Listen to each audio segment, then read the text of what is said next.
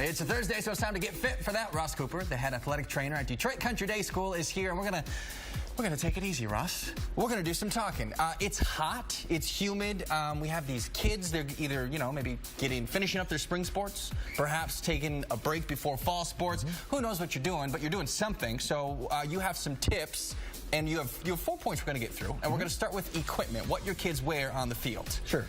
Thanks, Alan. I think preventively as athletic trainers, we want to stay ahead and prevent the situation of injury. So I think it's very key for parents to get in front of their kids' equipment, whatever they choose to do in the summertime. I've provided a couple of different helmets, shin guards. I think it's just key for parents, for safety of their kids, to get to know that equipment, know that every one of these things are a little bit different, but they're all the same. For instance, a helmet, you want to make sure that that's encasing your kid's head appropriately. It should be a little bit uncomfortable to put on. Those sports that have mouth guards involved, the one on the right here, that's not a great situation to protect your kid's teeth. And, sure, it's old, it's worn down. Right. Time for a new one. Mouth guards like what, $1, $2? Exactly. So the boil and bite are cheap things that you can just keep a steady supply of. And mouth guards are not only for football. No. I mean, let's put those in when you play basketball, too. Yeah, absolutely. And I think it's going more to, everybody knows how expensive dental care is. Sure.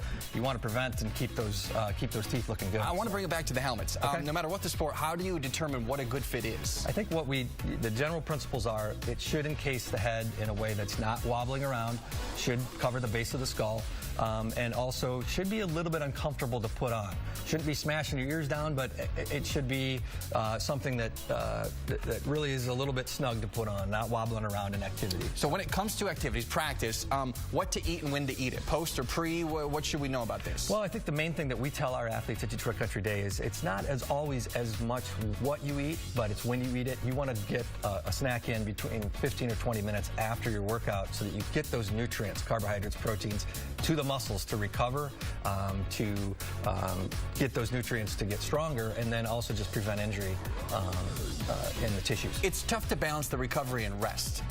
Kids these days, they want to be the best that they can be. So sometimes that requires practicing all summer long. Do you want that? Do you want to take a week off? How do you find that balance? I think you just find that balance based on what your child tells you. If they're fatigued and they're not sleeping well and they're not feeling great, take that break. But I also think that we get to a point with summer sports that we lose the rigid schedule of school, and then we need to make sure when your kid is very active that they're getting the necessary rest. It's the body's natural processes of recovering and repairing from all the activity that they're doing.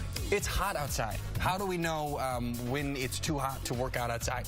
Is there a temperature that we go by? Yeah, so there are heat index protocols that we use, and the MHSA provides to us, and we measure the heat index, and it just gives us guidelines. The MHSA has a worksheet that talks about the heat index and when you need to take more breaks, shut down activity, or move inside or get out of the heat elements. And of course it's cliche, but it's cliche because it's true. Drink water. Just drink it. Just keep drinking it. Don't even stop. Ross, thanks for your time. We appreciate it very much. That's it. We got to go.